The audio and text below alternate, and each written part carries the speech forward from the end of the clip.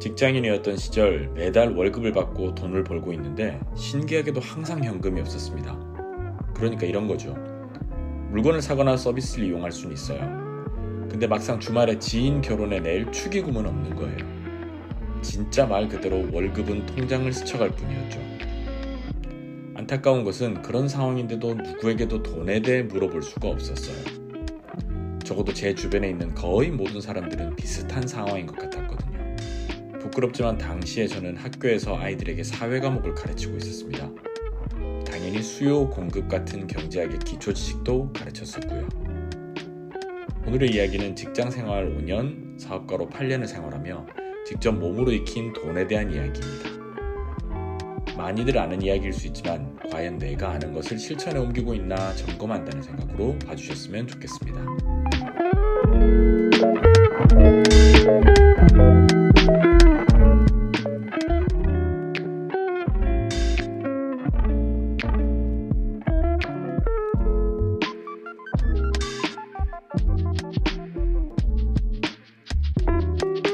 안녕하세요. 살아가는데 꼭 필요한 지식을 다루는 채널 브라이언의 잡박사전의 브라이언입니다. 오늘은 여러분들과 돈에 대해서 한번 이야기를 해볼까 합니다. 고백하자면 제가 직장 생활을 할 당시만 하더라도 돈을 많이 벌게 되면 적어도 돈에 대한 고민은 하지 않을 거라고 생각을 했어요. 그런데 꼭 그런 것만은 또 아닌 것 같더라고요. 물론 일정 수준 이상으로 돈을 많이 버는 것도 중요한데 그것 못지않게 돈을 어떻게 사용하느냐도 중요합니다. 주변에 보면 매출이 아주 많이 나오고 좋은 차를 타고 다님에도 불구하고 현금 흐름이나 이런 것들이 좋지 않아서 굉장히 겉만 번지르르한 빈 깡통들이 꽤나 많습니다. 어쨌든 이번 영상에서는 잘못된 돈 쓰는 습관에 대한 이야기를 좀 드리도록 할게요. 고백하자면 이건 저희 어머니가 이러세요. 그렇다고 저희 어머니가 막 과소비를 하시고 이런 건 절대 아닙니다. 젊은 시절부터 굉장히 성실하게 장사도 하시고 회사 일도 하시면서 그렇게 가정을 꾸려 나가셨던 분이세요. 단지 돈을 사용하는 방법이 약간 잘못되었다 뿐입니다. 예를 들면 이런 거예요. 왜 우리 명절 때가 되면 일가 친척들이 쫙 모이잖아요. 오랜만에 만나는 친척들, 결혼한 형제들, 그리고 막 조카들 이렇게 막 모이죠. 근데 헤어질 때쯤이 되면 꼭 그 나이가 어린 조카들이나 아니면 아직 취업을 하지 않은 그 동생들 같은 경우는 용돈을 좀 주게 돼 있잖아요. 이때 저희 어머니는 항상 이러세요. 야, 하나밖에 없는 조카인데 한 5만 원 줘라. 야, 하나밖에 없는 사촌 동생인데 가장 가까운 동생인데 얼마 줘라. 이런 식으로요. 아주 작고 소소한 것 같지만 이런 모습들이 일상생활에 참 많았습니다. 집에 구질구질한 것들 좀 싹 갖다 버리고 이번에 간단하게 몇 개만 좀 새로 사서 깔끔하게 놓자. 예전부터, 그러니까 제가 학생 시절부터 저희 집이 이사를 가게 되면 어머니가 꼭 이런 말씀을 하셨어요. 그런데 시간이 지나고 나서 돈의 어떤 속성, 돈을 쓰는 방법에 대해서 제법 깨우치고 난 이후에 그때 당시를 생각해보면 정말 딱 이 문장이 어울립니다. 기분에 따라서 돈을 쓴다. 필요에 따라서 돈을 쓰는 게 아니라 그냥 기분에 따라서 돈을 썼던 거예요. 둘러보면 주위에 이런 분들 엄청 많습니다. 왜 힘들게 일해서 번 돈을 한순간에 기분 때문에 써버리죠? 고백하자면 저도 아주 오랜 기간 동안 기분 때문에 기분으로 돈을 썼어요. 근데 나중에 알게 되었죠. 이 기분이라고 하는 감정, 기분이라고 하는 녀석이 되게 순간순간 아주 자주 바뀐다는 것을요. 혹시나 영상을 보시는 분 중에 자녀를 둔 부모님이라면 꼭 자녀분들께 이거 하나는 가르쳐줘야 됩니다. 기분으로 돈을 써서는 안 된다. 필요에 따라서 돈을 써야 된다고요. 이건 돈과 관련된 거의 모든 자기계발서적에 다 이야기하고 있는 거죠. 근데 이거 정말 맞습니다. 신용카드 쓰지 마세요. 저와 저희 아내의 모든 경험을 다 합쳐봐도 비싼 물건을 살 때 신용카드 캐시백이든 포인트든 아니면 조건 할부든 그 어떤 조건 상황이라고 하더라도 결과적으로 계산해봤을 때 손해보지 않고 샀던 적은 없었습니다. 단 한 번도. 카드를 이용해서 결제 할인을 받을 수 있다고 하는 곳에서는 항상 이런 이야기를 하죠. 전월 카드 사용 실적이 얼마 이상이기만 하면 된다. 근데 조금만 살펴보면 거기에 우리가 필수적으로 내야 되는 아파트 관리비라든지 뭐 이런 부분은 다 제외되게 되어 있습니다. 뭐 스마트폰, 통신비 이런 거 제외하는 경우도 꽤나 되고요. 결국 진짜 소비를 이 카드를 이용해서 해야 되는데 각 카드별로 그 적절하게 그걸 금액을 다 맞춰서 소비하기란 쉬운 일이 아닙니다. 왜? 나이가 좀 있는 분들은 아실 거예요. 예전에 우리 드라마 보면 이런 이야기가 심심찮게 등장합니다. 가장이 어떤 아빠가 한 달 동안 열심히 일을 해서 이제 그 월급 봉투에, 누런 월급 봉투에 월급을 받아옵니다. 그래서 집에 가서 월급 봉투를 딱 주는데 부인이 그 봉투 안에 있는 금액을 확인해 본 후에 왜 이 금액이 비냐? 라고 막 말다툼하고 부부싸움을 하는데 알고 봤더니 아빠가 뭐 외상술값 뭐 이런 거 다 제외하고 나서 남은 돈을 가지고 집에 오니까 돈이 부족하다라고 해서 막 싸우는 그런 이야기. 이거 근데 되게 지금 상황이랑 비슷하지 않아요? 아까 말씀드렸던 이야기처럼 월급이 내 통장 계좌를 그냥 스쳐서 지나가는 이유는 뭘까요? 바로 카드 대금 때문이죠.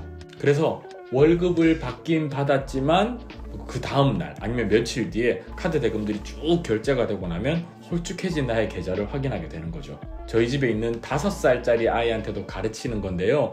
오히려 어른들이 실천을 안 합니다. 없으면 안 쓰는 거예요. 맞잖아요.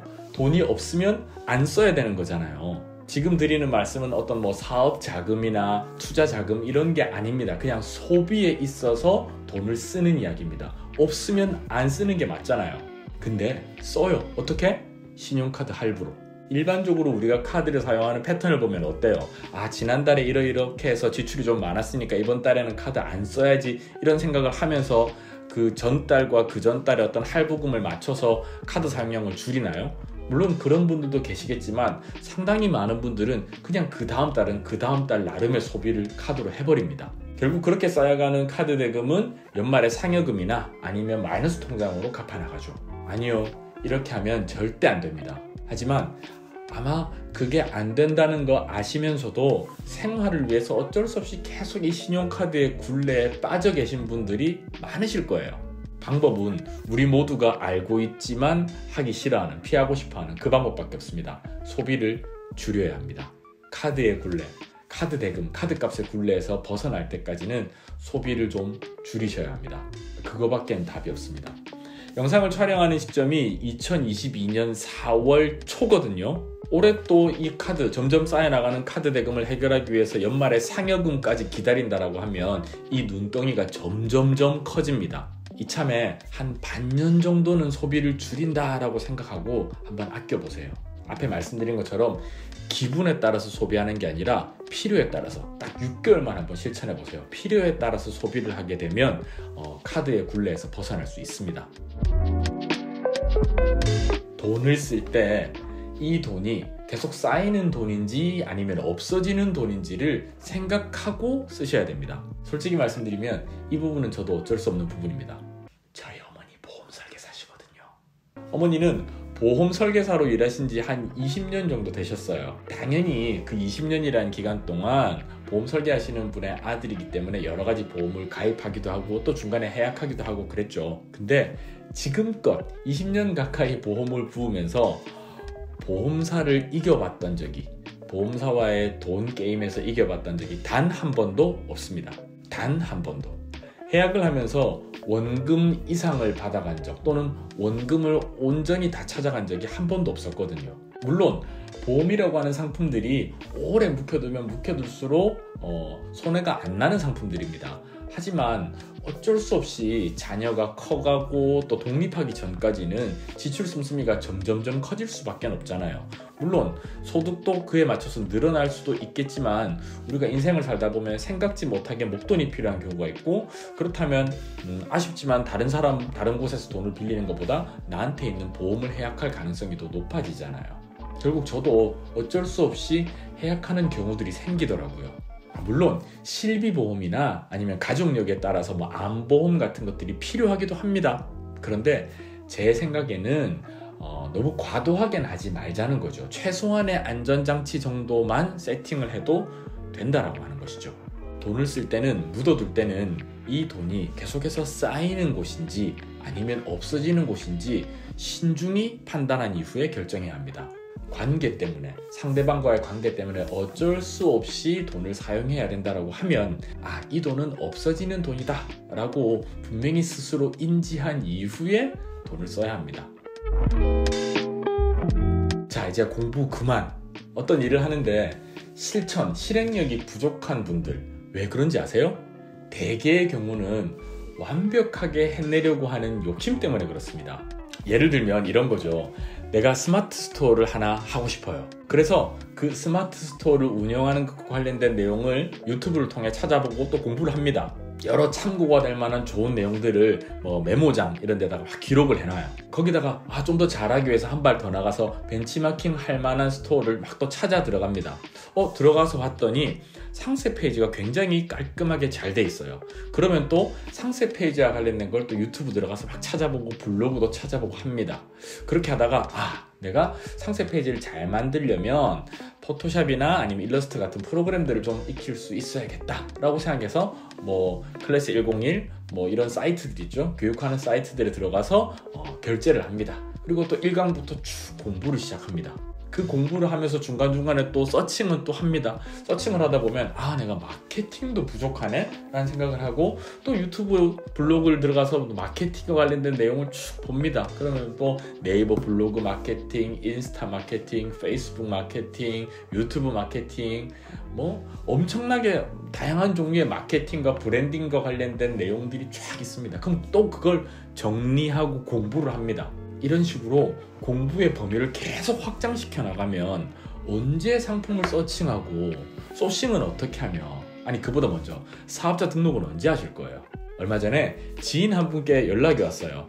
내가 어떤 사업을 좀 하고 싶은데 어떤 부분을 좀 공부를 하면 좋겠냐라고 물어보더라고요. 그래서 저희 답변은 일단 공부 그만하고 충분히 아마 나한테 연락하기 전에 이런저런 공부들을 좀 하고 서칭을 했을 테니까 이제 공부는 그만하고 최대한 작게, 아주 작게 일단 시작해라고 했어요. 최소한의 자원을 들여서 일단은 시작을 하고 곧 얼마 되지 않아서 문제를 맞닥뜨리게 될 것이다. 그럼 그 문제를 해결하기 위해서 그 문제에 한정해서 검색하고 해결책을 찾아서 해결해봐라. 이게 저의 답변이었습니다. 지금도 여러분 유튜브 보시면 돈 버는 방법과 관련된 영상 어마어마하게 많이 있습니다. 타이틀 보면 썸네일들 다 비슷하죠. 이 방법 써서 한 달에 매출 얼마 올랐어요. 연애 매출이 얼마가 됐어요. 월급 얼마에서 연봉 얼마로 올랐어요. 이런 영상들요. 근데 이런 영상이 너무 많아요. 정보가 너무 많아요. 홍수예요. 분명히 말씀드립니다.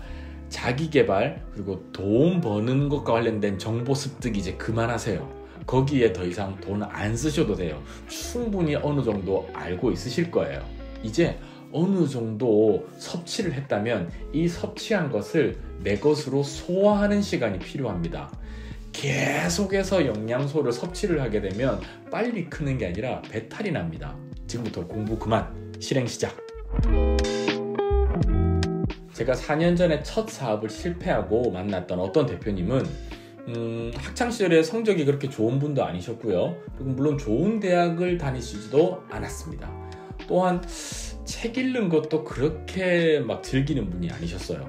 그런데 되게 신기한 건 이분은 제가 알고 지내던 모든 분들을 다 합해봐도 이분만큼 칼막스의 자본론을 잘 이해하고 계신 분이 없었어요.